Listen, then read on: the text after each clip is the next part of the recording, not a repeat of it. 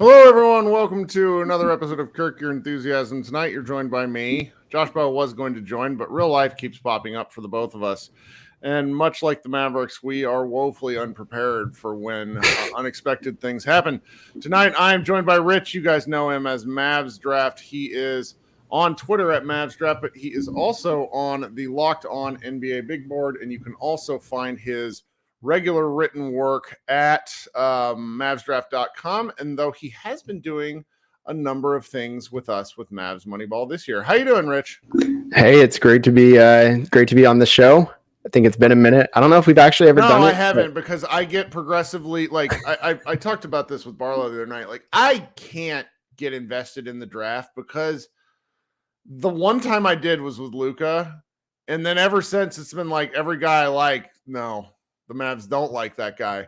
So it's and you know, today was, and we'll get into this, today was kind of a good example of why I've tried to like almost treat the NBA draft like a fantasy football draft, where it's like, I'd be happy with this tier of guys. Like, here are the dudes that I want. And so just haven't really had a chance to have you on much yet, but we talk a lot. I'm really glad you're joining us tonight. Yeah, appreciate it. And I get that. I mean, when you spoke Luka into existence, you had a high bar to repeat. So I get it. I mean, that was such a weird night because I remember the draft lottery and then just being sad. And then the night of the draft, I was not around until I got out of a workout and Mark Stein was tweeting all this stuff. And I was like, oh, this is the thing. So, you know, this year's draft should be much more exciting. One of the things that broke today, I'm curious if you saw this, was Adrian Wojnarowski basically said he's not going to be tipping picks. Which, like, what value does he have then on draft night? So that means we're going to be watching the draft, and I guess Shams will be tipping picks, and probably other people with inside information. I personally don't like the tipping of picks because I prefer to be really like cringy and upset in real time as the things are happening on my TV. So let's see here. What all are we going to talk about today? So you released your final big board, which is pretty enthusiastic. I want to get to that probably on the back end of the show. You know, you've been on a couple of different shows this week. Obviously, you're very, very, very busy talking to people this time of the year, but you have been, you know, doing this for a while now. My first kind of question for you is, you know, how long have you been doing this? And, you know, what was sort of the process with getting involved in like just covering the draft? That's a good question. So for those who don't know, like, why I am Mavs and Magic Draft, this will kind of answer it. So when I moved from Orlando as a little kid to Dallas, my parents, they're like, so who are you going to root for? You know, you got a tough decision to make. And me being the naturally indecisive person I still am to this day, as a 5-year-old, I said, well, both, I guess. And I really committed to that bit. And what year are we talking? That was 1999.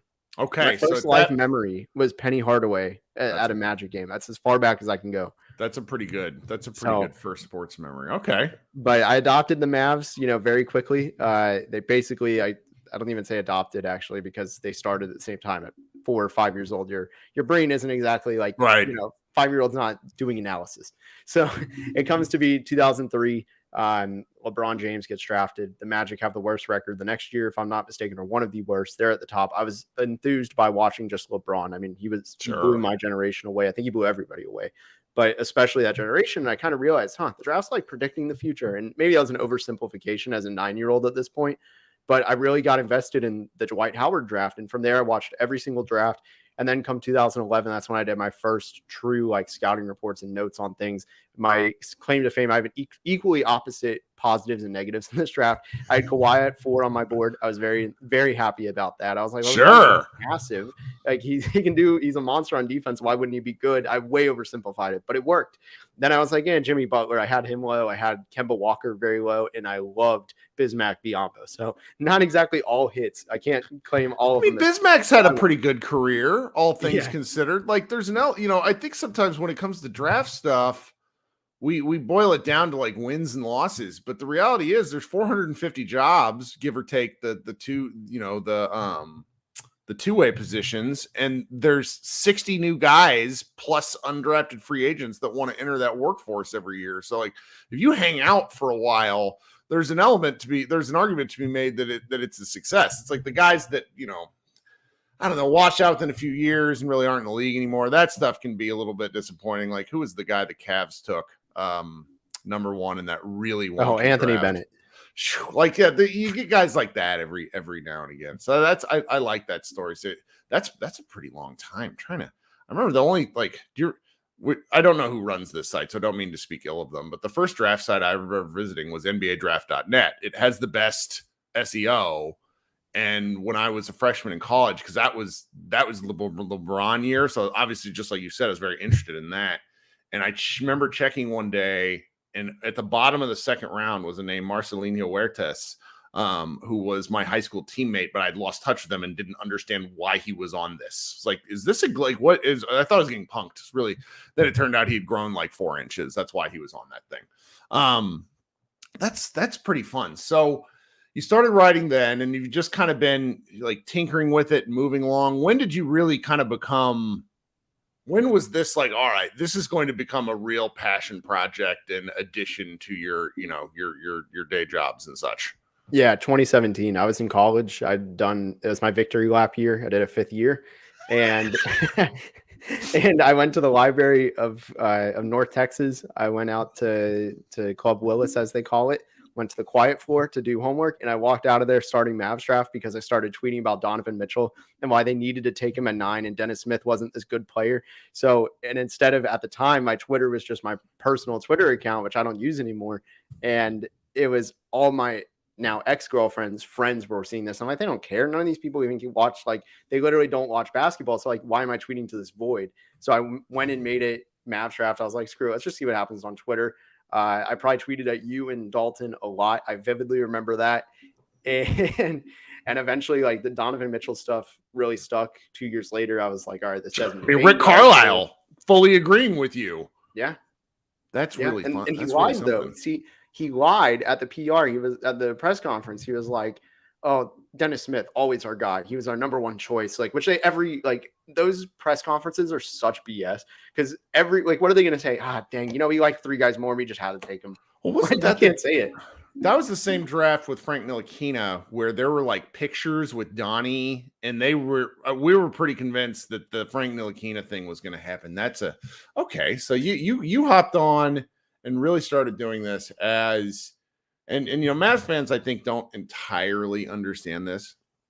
And that's why you wrote, some of the pieces you wrote for us this year. The scouting is not a single year process. Guys don't just start paying attention. It is a 4, 5, 6. And I mean, in some cases with these guys, you just like Wembanyama, he's 18. It seems like he's been on people's radar since he was like 12 years old, because he's just such a big guy. And I was sort of wondering, just using some of the examples of maybe guys in the Dallas area, because you've been doing the scouting with the Mavs features for us. If you could kind of walk us through, how you are like even how teams and draft experts are even sort of selecting these guys to scout from the sheer volume of basketball players are out there. Like, I just don't get how guys are chosen. I mean, I get the top of the top, but not like who's a guy. Maybe use like the TCU and SMU examples. How are those guys kind of like picked out from the mix? Yeah, there's a ton of noise that goes into recruiting and watching the grassroots. I mean, there are tournaments. I went to one this year and it blew me away because never felt so small in my life. There are middle school tournaments that were the AAU teams you see. Like, I mean, this Team CP3, Florida Rebels, all these like big EYBL programs. They had the class of feel old for a second, class of 2029. And I watched them, and there are these kids that are bigger, more built than I am as a 29-year-old. And I'm like, what? It's amazing. This? So everybody stands out. There's physicality, just physical standout, right? Like the kids who are the biggest are always going to get the most attention, and therefore they'll be tracked longer. But the kids also who perform really well at these events, there's so many of these that really don't get talked about. There are a lot of these events that more and more NBA players are hosting and investing in, and that's how these guys are starting to get found out. I hadn't planned to ask you this, but we're talking about it. Now I kind of want to know. So my colleague Josh Bowe has been tweeting about this just over the past few days, and we sort of go back and forth with this. When it comes to scouting, do you find the sheer volume of games problematic or helpful? Oh, you know how last year I really whiffed on a lot of players? If you don't know now, you know. I disliked Walker Kessler. I'm about to just crucify myself. I wasn't big on Jaden Hardy. And I think a lot of it had to do with just watching too much and going, well, I saw this. And like, and for me, like everybody's different. It might make you go the opposite, right? Where you're like, oh, I saw this so much, I really like it, but it may not actually be anything. I think for me, there's limits. You got to watch 5 to 10 games. Like you got to be careful in what you choose. That's an element of being at games live. Sometimes that can add up and you don't even realize it. You watch 10 games live, you don't really have much room for elsewhere. I think there's so much noise that you can easily start nitpicking things that aren't actually real. Like real data and real information are vastly different. And I think that's what happens when you overanalyze. So I try not to do that anymore because last year was just so abysmal for me. I think it was the worst scouting year I've ever done. And it's okay. Like I learned from it. I'm trying not to overcorrect the course, but like I think that stuff matters and knowing what you're watching and how much you're watching and when you're watching. Because if you know the context, like if you're watching Brandon Miller, right? He had a terrible March. Actually, he had probably the very worst statistical March of any player in the draft. But contextualizing, hey, he hurt his groin late in February. You're not just going to watch it the same way you would his first game of the season. Yeah, that's as you start further down, it's like these. And Josh, what sort of prompted, I think, Josh talking about this is, just the guys who are entering the NBA kind of with chronic injuries. We've seen it written about. There's been some interesting stuff just from kind of overuse. And I think about skill development a lot because as highly critical as I am of the Mavericks in a lot of things for the past, 20 years, one of the things I've been very impressed with, and just using Jaden Hardy as an example, is how they have honed elements of skill development, which, brings me to wondering, it's not like high school level, but when guys are like 16 to 22 seems to be like a really key developmental window. And it's just working on these things in specific settings seems to be much more valuable than going out and playing 4 games on a Saturday sort of thing. And it's in my head, as in granted, it's not like my kid's going to be a professional anything, but I'm thinking about it just in terms of how we spend time when we train, as he gets older and we train. It's very interesting to me. And I hope, I hope the at least United States American basketball can kind of trend back towards more skill development stuff because there's so many talented basketball players, but with the volume of information you get out there, it's like wins and losses stop mattering. I mean, there's just a lot of, I think, negative takeaways from watching that sort of stuff. Now, you did have something kind of interesting.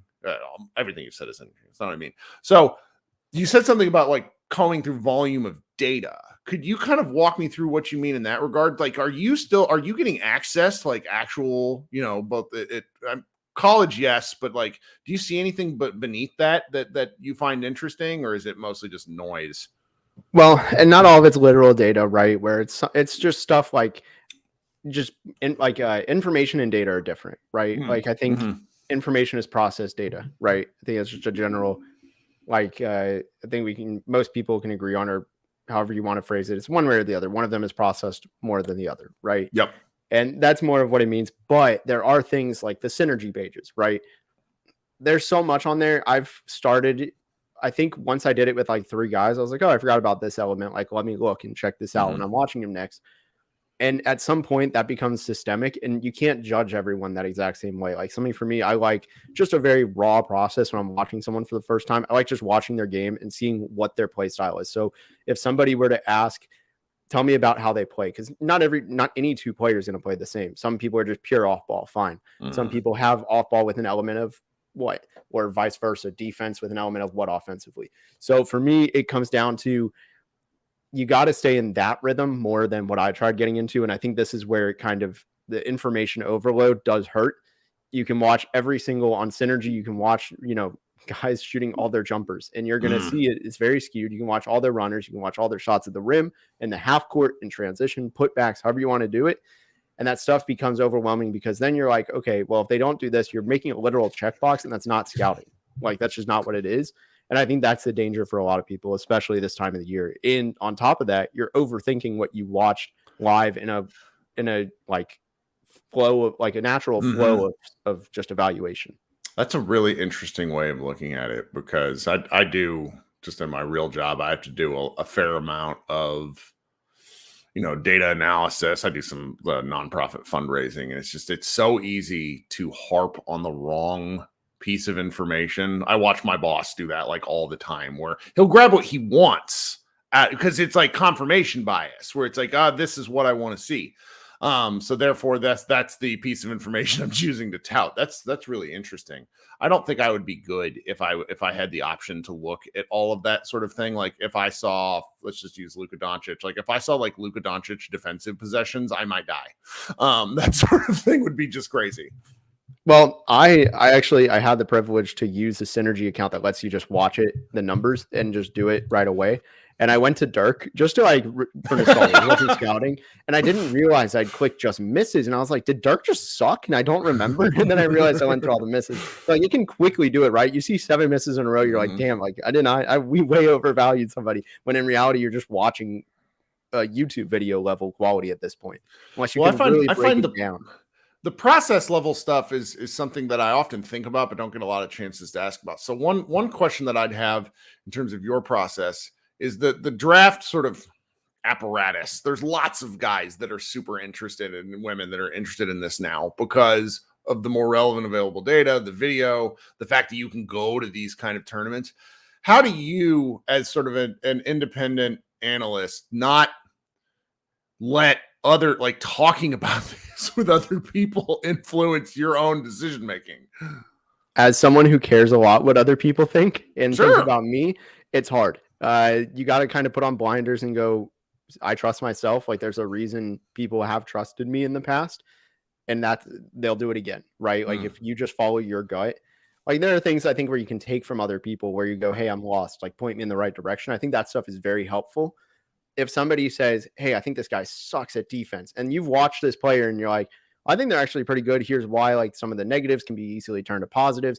You got to trust that, because he sucks at defense is such a blanket statement that has no true substance. I think you just got to kind of pick apart where people are coming from. Sometimes also what I've learned to do is just, it's almost agreeing to disagreeing, but people just have different scouting like philosophies, right? Where you're not going to agree with process over results or results over process with everybody. Some people are just different, and that's okay. And if you can embrace that and find a middle ground, which is always way harder to do in practice than in theory, that's how you make it work. Sure. So I promise everybody that's listening, we are going to get to Mavs specific stuff, but frankly, I always put that on the back end because I want you guys to have to listen to the whole podcast. That's just the nature of this thing.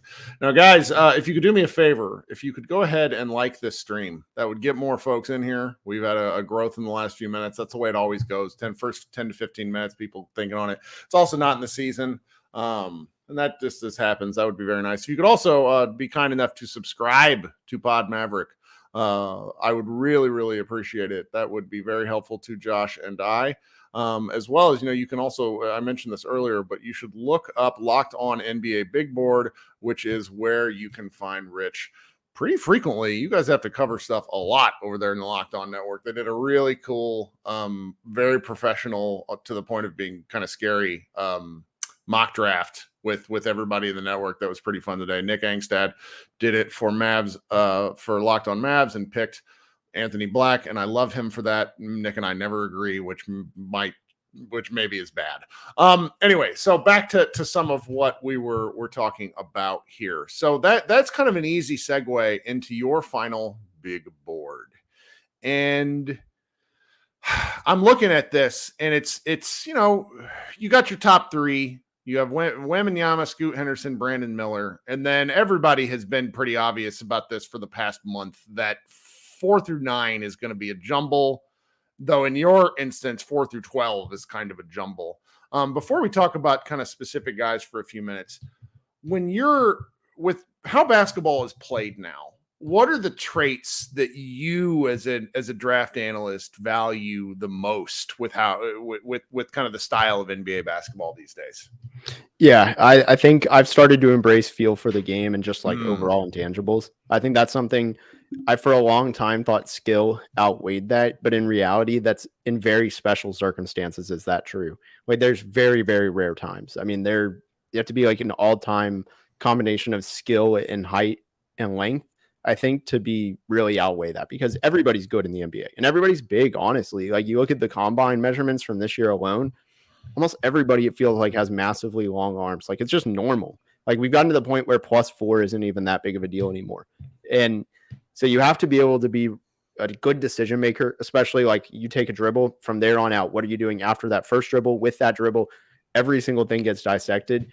I would also say just really shooting upside. Like you got to be able to show signs, whether it's free throw percentage or in-game shooting off the dribble, not just catch and shoot or vice versa. I think you have to be able to do that, and just how you can scale down. If you're asked to do one thing, like one of the things I heard at the combine, somebody was like, I won't say who it was or who we were talking about, but they're like, when I talk to my GM, they ask, what is the one thing and one thing only that gets them on an NBA floor tomorrow as a rookie? And you have to be able to answer that. I think that stuff matters, like identifying that key point of what they do best to get them on the floor. That's a really interesting way of looking at it. And that's honestly how I've been thinking a lot about the Maverick stuff, which we'll get to. Because just candidly, like the Jason Kidd of it all matters, where it's like, what is gonna place this particular player on the floor? Mr. Barlow has been big on Lively, and I don't dislike Lively. I think he's a fascinating bundle of tools. But if you tell me Jason Kidd is going to play that guy more than 10 minutes a game, I would not take that bet, just because it's tough. It's being a big man in the NBA is really difficult. You have particularly defensively, you just have a lot you got to do. All right, so I'm going to share your big board because we got to talk about this. This is a lot of fun for me. I'm really glad that I remembered that you did this. All right, share the screen. There we go. All right, so now we're looking, those of you who are listening on the audio version of the show, we're looking at mavsdraft.com final 2023 big board, 4 through 10 and really 11, which I've zoomed in a little bit here. You go Amin Thompson 4, Taylor Hendricks 5, which might upset some Mavs fans because they really hope he will fall. Jarris Walker at 6, Anthony Black at 7, Cason Wallace at 8, kind of one of the late crash to the party, so to speak, compared to what a lot of big boards showed all year. Cam Whitmore, who one of my friends, Brian J. Draft, when I asked what the slow, like the pitch was on Cam Whitmore, his answer was a badass motherfucker. Which I was like, okay, who likes to dunk on people? Got Grady Dick at 10, on Ausar Thompson at 11. So, you mentioned earlier you were proud of having Kawhi on 4 on that's one of your big early wins. If you were to really stick to your guns out of some of these, particularly, like your Taylor Hendricks, maybe your Anthony Black, which one of these is the one that you're willing to stick your flag in the ground on right now and call your shot? Actually, nobody on the screen. Okay. Let's show me. Tell me where I need to go. I think you're there. You're there. Is it Kobe Buffkin? Yeah. Okay. I mean, he's 19 years old.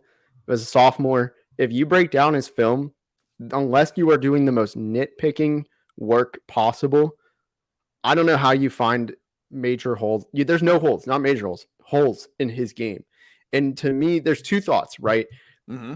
One is of upside. One is a young player who is already very good. That is somebody who has high upside. Or if you look at it the other way, of somebody who's kind of raw in some areas, but they have some skills and they have athleticism and they have size, they have shooting upside, they just haven't really tapped into it. He kind of checks both. Like the shooting is brand new. He had a breakout sophomore season. If you're looking for like a Donovan Mitchell of this draft, Kobe Buffkin's a really solid bet. Like Donovan Mitchell was my guy, but I didn't want to like ruffle the feathers too much. I put him at like 12 because at the end of the day, like I don't want to be like a hot take artist. I kind of do it within the flow of, which it's not true to myself. I also did it last year and it bit me so bad. I'm taking a year off. You got to take shots. Otherwise your consensus is boring. Exactly. Like nobody wants to do that. The other one I would say, if I had to say there's like another, Bryce Sensabaugh is somebody who he's very hit or miss is my concern. It's why he is down there. You have to account for the floor, but Bryce Sensabaugh is a guy who he has the tools to be good at everything he's bad at, but he isn't good at it. Like defense is an absolute disaster. He has the tools though, where he's got the foot speed, he's got the lateral quickness, he has the length, the size to impact on ball defense, but he has no idea how to play off ball defense, and he's not a willing passer. Like those are two things that have to change so much. And if he does hit those, like you've got yourself a top 5 player in this draft. Sure. Okay. Explain Asar Thompson at 11. That's probably the one that will look shocking compared to a lot of just consensus. Yeah, I think one of the biggest lies on draft, like just about the draft, is that both Amen and Asar Thompson are point guards, and that's just not the case. Amen is a point guard. Asar is absolutely not a point guard. He is an off guard who is best making plays off of coming off screens as an off-ball threat. He's outstanding at it, but he cannot put pressure on the rim against OTE. And that's if you can't do that there. There's a play if you go into, like, you don't have to do this yourself, but if you go into Asar's scouting report on the right, there's a play in the video where it says this captures both Amen and Asar's flaws right in one video, and it's all right. We're sharing it now. Yeah. Which so, let's see here. Both Thompson's twin is special. Keep going. I was mostly positive on this, and I think it's the very last. Go up a little bit. This one? No, it's one of my tweets. It was pretty much Amen airballs the 3. Go up. Sorry, great podcasting. Keep going. Shot blocker. These are the 3. It's not on there. Let me. Happens. Well, this is embarrassing. No. Pretty much, if you type it on Twitter, you can find it yourself. But it's Mavs Draft Asar. If you type that in, essentially what it is Asar gets going at head of steam in transition. There's a rim protector. He's not even protecting the rim. It's just a big guy spreading his arms out. And Asar has a full head of steam. All he has to do is just dance around him. Very easy. It's a thing most high schoolers could do. And he just stops at the free throw line, picks his dribble up, sits there for a second, looks around, finds Amen, who gets the who airballs the 3. So it was just an absolute disaster of a possession. I see this here. we're gonna see if I can actually share. Wrong thing. I'm embarrassed. This is what happens when I'm my own producer. Is I produce poorly is the answer. So we're gonna share this to everybody that's watching on the video. Sorry for those of you who are engaging on that. Let's go to share. It's this one here, right? Boom. Unfortunately, 2 positive Amen tweets. Here's one play that captures the Thompson twins' glaring flaws. Yeah, and there it is here. We're gonna start it over here. Got Asar dribbling up, really nice spin move, but then just gets stopped in space. And then this part is pretty gross, but okay, yeah, fair. All right, I can see one time is enough. Yeah, no, that's really interesting to me. It's that level of competition that those guys played made it a little weird at certain points. Like OTE, I think, is an interesting experiment, but it's like they're 20 years old, and so I kind of wouldn't be shocked with either outcome, just because that sort of athleticism. The kind of athletes they are in a basketball sense is really preposterous. We as Mavs fans aren't used to athleticism. This kind of is a general thing. Like I was having a discussion earlier today with a friend who pointed out like why Tyson Chandler was so effective is not only because he was tall, not only because he dove play after play after play after play, even though he got the ball like 1 in 10 times. He was also enormous and had springs for legs. Like these things all matter. And it's building a team is pretty difficult. Well, we're already at the halfway, not halfway point, but half an hour in, which means we've managed to make it without doing any specific Mavs related talk, which is somehow pretty impressive, I think. I got to ask because, you and I in the pre-show, we were just kind of chit-chatting. Today was, Sam Vicini tweeted it. Jake Fisher shared a story about it. feels like today was national. The Mavs are going to trade out of 10 and trade back day, which as I said to you earlier, when I'm on vacation next week and I see this alert on my phone that the Mavs have traded to like 25 and sent out Davis Bertans, I'm just going to walk into the ocean, never to return. Understanding sort of, there's so many different crutch points that happen in the first 9 picks of the draft, the Pacers, the Magic, the friggin' Portland Trailblazers. Like there's so many if-then situations going on. If the Mavericks do trade back, let's just say they trade back to anywhere between like 18 and 29. I don't know. I'm making things up. Are there particular guys on your big board that you really like as potential fits in that range? Because you said something yesterday, which has stuck with me. The Mavericks haven't had a good pick in the 20s this century, which haunts me.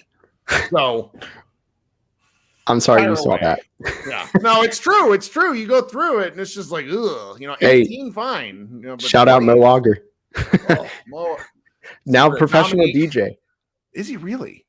Okay, good for him. Good for him. So which guys are we thinking that you like? I mean, let's, but there's one I got my eye on once again because of Kirk partisan reasons, because I went to college there. But I want to hear your thoughts on all these different guys. Dang, I wish I knew where you went to college. Is it Arkansas? You don't have a scouting report for him. If it's okay, great. That's okay. You didn't go to Pepperdine and you were not on the Metropolitan. I did go to Pepperdine. So Max Lewis. Okay. Oh, you did go to Pepperdine?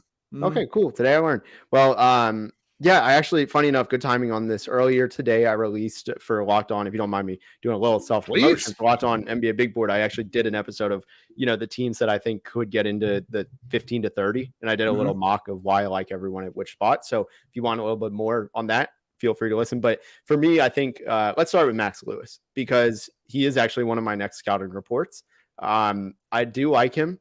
Think the defense, he has to learn a lot on how to play defense, and same thing with passing. Yeah, averaged. I am always a little bit skeptical when I see a negative assist to turnover ratio, which Max Lewis had. Defense, he can be a little bit stiff at times, but I just don't think he knows how to play. And Pepperdine was not a good defensive team. What do you mean Lorenzo Romar isn't developing players? I know we're all shocked. He has such a good track record of it. Hell of a recruiter, but just the player development is. Ugh. Yeah, Max Lewis him developing while he's been there has been really good. They also have another guy who I thought would take off, Houston Millett, but he kind of he was good as a freshman, didn't really get better this year. But with Max Lewis, yeah, it's pretty much, you look at an ideal just kind of wing. I'm pulling up his stats, or not stats, his combine measurements. He has 7-foot wingspan, 6'6", barefoot.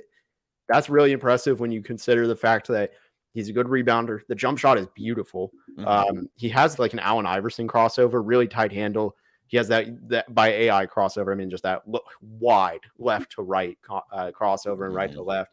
But again, it just comes down to, I think for him, it's learning the game, right? Like at a high level, that feel for the game we talked about, that's a swing skill for him. Some people think the game can be taught at 20 years old. You can learn, but I agree. I think that's something that a lot of people, either you naturally have it or you don't. And Max Lewis is going to be a good case study of that. He can go either way, but I think his talent holds him up pretty well. Okay. I see you have Derek Lively, 24. That's a guy that anytime we talk about it, let's see if he's in the chat. With my friend Josh Swain, who every time anybody mentions Lively, I can feel him having a seizure through his computer just because he's not a fan of like the kind of the base stats and the minutes and that sort of thing. Like, is that somebody you really think the Mavericks would consider? Because obviously Barlow was big into him, but I just don't know how to feel. That last year they took a clutch guy, Derek Lively's clutch. I think that's a big reason why he's there. But my whole thing is you cannot take him at 10. Like you cannot be just saying 10 and that's our draft. You got to trade back 3-4 spots at minimum, get an asset. My whole thing is I'm very much on board with, if you get a 2024 pick, even if it's like Oklahoma City, say you trade to 12, they have so many, take their worst pick, because you know what you can do from there? You can trade every pick except the 2028 and 2030 and 29, like that little window. Does that bypass the Stepien rule? It does, because if you have a trade, or if you have a pick, it doesn't matter if it's yours or someone else's. As far as I'm concerned, I'm 99% sure on this because another team did That this would make recently. sense. So it re-ups your trading ability in the short term. So if you're going to take Lively, like I highly doubt Orlando takes him at 11. I don't think their need for center is as dire as people make it out to be. Oklahoma City's not taking him. I doubt Toronto and New Orleans do. New Orleans might. But as long as you get in front of New Orleans, even then, I think you can get to 15 and still take him. Get assets and get Derek Lively. I'm not a fan of outright taking him at 10 because the numbers, the stats are very alarming. If you're drafting for need for year one, Lively's not your guy. He's a long-term guy I love. I think his long-term game is great. It's just a when can he get there? He was a little bit passive for half the season. Not a little bit, very passive for half the season. Will it turn around in the NBA? Like it's a jump. And the 3-point shooting is way further away than the pro day makes you think. That's just optics. No, open gym stuff is like, it's interesting, but meaningless. It's hard to explain to people that haven't done this that Eric Dampier, there's stories of like Eric Dampier beating Dirk Nowitzki in pregame shoot arounds where it's just like, okay, the guy who couldn't hit free throw, there's just incredible. These guys are so skilled. It's hard to put context to it. I mean, Tyson Chandler, I remember a former Mavs reporter used to tweet every practice. He'd be like, Tyson Chandler went 19 of 25 from 3 today. And do you know how many threes Tyson Chandler took with the Mavs? It might have been a heave. That might be it. That's right. That's right. So are there any other trade back kind of candidates that you particularly like for this team? Because I need to open myself up to this possibility. Otherwise, I'm just going to be mad on draft night. Yeah, I'd say there's about 3 options I really like. And 2 of them stem from if you get the Brooklyn picks. If you can just do outright 10 for 21 and 22 or whatever That'd you want to do. I've discounted that because it doesn't feel like it's a real thing. Would that be? Is it enough though to get to 10? Like that's a pretty big jump. Like you might need more is the issue. Okay. I don't know how to. I'm bad at trades. Like so am I because the Mavericks haven't taken a first round draft pick since 2005. Yeah. Like what? So what? I don't know how they value this sort of thing, other than I feel like institutionally. And Josh Bowe just sent me a question. He sent a question. That's how dedicated he is to the podcast. Where he said, he wants to know, and this is Josh's question, not mine. Do you think there's a difference in the organization, meaning the Dallas Mavericks draft preparation, now compared to what happened in 2020? We understand like the lockdown. I'm sorry, COVID changed a lot, but beyond could you walk me through what you mean? Yeah, I'm going to try and not give specifics because with what you can say. I can just tell you being at every TCU game for 3 years before the Mavs passed on Desmond Bane, all I'll say is they did not do their due diligence. Every year since that new front office has been there, I've still been at every game. Actually, I didn't go in 2021 or 2020 because of COVID until like the spring. But I have seen the Mavs do a lot better in terms of just being at games and things like that. And that alone makes me think, yes, like I've seen them at so many different events where very few other teams are at. And I think they really do actually take a lot of it seriously. Now, do they take the second round as seriously? Probably still not, but they do take undrafted free agency very seriously. It's not something that's exactly news because they've been pretty good at it. JJ Barea was undrafted, Dorian Finney-Smith undrafted, just 2 off the top of my head. And I think that stuff though, like it really is different. Like I can tell you I remember seeing Donnie Nelson at the game. He wasn't there scouting. Like he just was not. Doyle Rader says that he used to see him go to different games because he would be covering for local beats and Donnie be glad handing, which is disappointing because Donnie Nelson when he was in his prime was one of the best scouts in NBA history. This dude looked around corners, and by the time he's in year 20 with the Mavs, I think it's just he's collecting a paycheck. It's disappointing. I mean, obviously, I don't want to put you on the spot to comment on that. I'm an asshole. I say these things out loud, but I'll just say what that guy said in the comments. It's not inaccurate. That got me good. Okay, so that does actually prompt another question, though. So if you're kind of looking ahead, and this is past the draft, so we've talked about some interesting guys in the draft. Are there any undrafted guys that you would that you would see as interesting, potential fits with the Mavericks Summer League team, perhaps with a two-way or down with the G League. Because I always love that sort of stuff, because you get to Summer League and everybody wants to talk about the big names, but they're there for like 2 games. It's the other guys down the roster that can be a lot of fun. Yeah, I completely agree. This is my absolute favorite part of watching and studying the draft, is finding these guys who, hey, could they latch on if like they were given the chance? One of my favorites is now a Maverick, actually, and I love it. And McKinley Wright, he's one of the more fun, undersized guards I've ever scouted, because he plays like he's 6'8". Like, he loves the post, like on both ends. And I love stuff like that, like the niche stuff like that just really makes a guy tough. Like, what makes him tough? And it's that. So I really do like that. I know somebody who the Mavs, they've had him in twice, or they've at least visited him, had like an interview and had him in for a workout, is somebody who has been at North Texas schools, and that's Kendrick Davis. He transferred to Memphis this year for his 5th year, but first 4 years at TCU and SMU, and he was a star at SMU. So I know the Mavs really like him. I think he's somebody that if he was given the chance, he would sign there. Some other guys, I'll just list, if you don't mind. Like, no, please. Guys, very quick. I'll give like an elevator pitch on all of them. Antoine Davis could be interesting. He was almost the all-time leading scorer, but he missed it by like a buzzer beater. He's just a bucket. Like, he looked pretty polished, I would say, at the G League Elite camp. Didn't get an invite to the combine just because he doesn't do enough outside of scoring, but it is interesting. Landers Nolly, somebody who I would be comfortable taking in the top 45. I don't know if he's going to get drafted, because there are questions about why he was at so many different schools. I think he was in 3 schools in 5 years. Yeah. He's always going to raise some question marks. I think that stuff is kind of dumb. Maybe it just wasn't the right situation for him. But with that, it's, well, will the NBA be the right situation for you? That's the question. But in terms of on-court skill, like, he's a top 50 guy. I don't think there's much hesitation on that. 6'7", shoots the lights out, both practice and in game, really sees the floor well. I would say some other guys I like, if you're looking for this guy is at Texas A&M. I haven't seen him mentioned anywhere. Ooh. And his name is Dexter Dennis. He wasn't that good offensively. Probably one of the, I'd say, top 2 defenders that aren't centers in the SEC.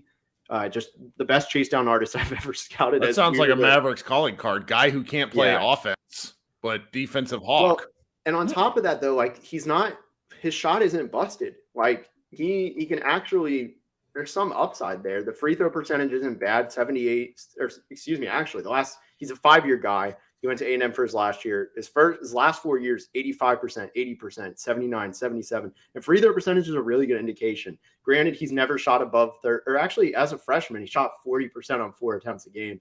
But he's super long, 6'6". Like, if you're looking for somebody to become a 3-and-D, it's him. And then the last one I'll list, because I know I've already taken a lot of time on this. This is great. I really do. This is great. I really do like. I would say if I could choose another guy, I like Miles Norris. He's such a simple game. He's 6'10" and he shoots. That's it. But he's 6'10" and he shoots. And how many guys even taller than 6'8" right now for the Mavs shoot? Is it Maxey? Tell me if I'm missing somebody. No. Devale, I guess, shot a couple things. I was there for the Dwight Powell 3-point shooting experiment. Very bad. Very bad. Poor guy. You know what? I will say, I bet he starts shooting threes again, because it was only it was like right before he ruptured his Achilles. And I don't think Achilles and shooting have that much of a trend. No. Like, he could shoot again. I don't want it. I'm just saying it might happen again. That was one of my longest running Twitter bits. Dwight Powell missed another 3. He's like 17%. Is amazing. I did want to ask you one more thing before I let you go. I meant to ask you this earlier. So you and I kind of talked offline about this when I wrote it earlier, and I'm curious as to your opinion on, do you think the Mavericks ever open up their draft process in the ways that some of these other teams do? And really, do you think the NBA, on top of that, do you think the NBA ever opens up the draft process? Because the combine seems just like a tailor-made television fun time event. I mean, the football's done it. Why can't the NBA? Yeah, I think the NBA as a whole is on that track. Mm-hmm. If you look at the combine, I mean, I was there this year, and it's very secluded. They still are gatekeepers about it. Like, they don't allow they don't allow media and team personnel to sit next to each other in the same section. Like, it's things like that. Now, granted, there's just a little divider. You can sit next to it and you can just talk, Right. or they can just sit in the. They don't check it, but like I remember like David Fizdale and Steve Ballmer were right next to me, and I was like, "What's the point of this?" I could just sit right there and go, "Hey, how's it going?" I didn't want to do it, partially because I'm awkward, but I think, but there is an element of they're opening more and more up, especially a television element of it, the televised element. They got to open up some more of that. I think the NBA as a whole, though, should embrace, hey, this guy worked out. Here's some cool clips like the Blazers are doing. I think that's something that's a really good balance of just posting highlights, because highlights are harmless. I mean, it's fun. It gets you hyped up about guys. Like, I love the NFL Combine, and I love over analyzing stuff I don't understand. Like, that's part of the fun of being a fan. And correct me if I'm wrong, has the NBA basically, in an attempt to one of the things that happens, guys, if you don't know this, because the Mavericks haven't been at the top of the draft, one of the things agents and teams do is they really try to steer particular players to particular teams that they want. So they'll withhold medical and measurements and stuff like that from teams. The NBA is seemingly doing, like, really trying to get in front of that. Don't all players, like, I think it's like starting next year. Doesn't everybody have to go to the combine if they want to get a chance drafted? Pretty much, unless, I mean, next year's a great trial because there's no alpha dog. There's no Victor Wembanyama. There's no Scoot. Everybody's vying for the same spots. That's going to be interesting. I think they're going to find loopholes, but generally speaking, you can't do what like Chet did, right? Yeah. Chet only gave his medicals, I believe, to Oklahoma City. I don't think he gave them to Houston. I hate that. It's stupid. It's stupid.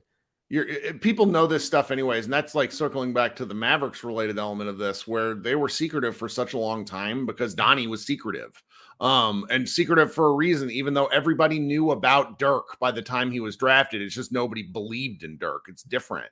I wish that this sort of thing was open to the public, because for selfish reasons, I don't like talking about rumors. I would much rather talk about something concrete that we have video of, that we could read into too much, than the concept of, a source tells me that Kyrie Irving is going to get multiple offers from such and such. It's not fun. Talking about players in the basketball is what's fun for me. And there's just elements of the scouting related stuff and workouts, and it's basketball. It's great. And it's crazy. Like, the Pacers today threw up a video of their interview with Grady Dick, and they asked him, like, whoever was doing the interview was, so we understand that you do a Donald Duck impersonation. I mean, it's just like, it's ridiculous nonsense, but it's content, and it's like stuff that we can talk about that's not, that's more than just like raw speculation. I don't know. I hope the Mavericks do open it up eventually. I mean, Mark Cuban likes attention and money, and the Mavericks do like attention and money. It just seems like kind of a thing they hadn't really considered, and maybe the NBA will really press that in the coming years. I mean, even the Lakers, they're tied for the most rings in NBA history. They broadcast everything. They flood the zone. Yeah. It's like state media stuff. Like, we joke about the stuff the Mavs do, the stuff the Lakers do. They're like, this is what y'all are going to talk about today. Do you understand? And like, that's sort of that's just the way it goes. I mean, I really think Dallas could do that. It'd be a lot of fun for those of us who don't know anything about the draft. I mean, you guys are always doing your skullduggery and the things that you have to find out from sources and whatnot. And that's I know it probably is fun for you to a degree, but I just would like the stuff out there in the open. Well, I kept you for 20 stinking more minutes than I meant to, but this has been a lot of fun. So we plugged you in the beginning, we plugged you in the middle. Let's plug in the end too. Tell me where we can find, the things that you want us to listen to that you've been working on. Yeah, appreciate that. Yeah, Locked On NBA Big Board's where all my podcasting goes. Everything else, there's two places. I post more in-depth video analysis on Instagram because, sure, longer videos, limits, and I don't want to pay for Twitter. That's at NBA Draft Film, and then on Twitter at Mavs Draft. So those are the two spots. Everything I do gets posted on one of those. Sure. Well, this has been a lot of fun. I think if the Mavericks do somehow end up with a 2024 pick, one of the things I would like to do in the season next year, maybe probably sometime in January, we could get together and do another show, kind of talk about guys to keep an eye out. Because, I mean, I always like looking ahead. I like prospects. I like not having to talk about Dwight Powell and Tim Hardaway for the 5th year, 6th, 7th, 8th year in a row. It's more looking ahead can be a whole lot of fun. Rich, thank you so much for your time. Guys, I will not be doing my live show tomorrow because I didn't know that I don't have camp coverage for my kid. So unless you want me and a 7-year-old to do a live show about the Dallas Mavericks, I'm going to skip tomorrow's. Head over to MavsMoneyball.com for whatever coverage we have going. We're kind of running on fumes and figuring out stuff to talk about, but we'll always have things up. This has been Kirk Henderson and Rich Stayman. Everybody be good, and we will talk soon. Go Mavs.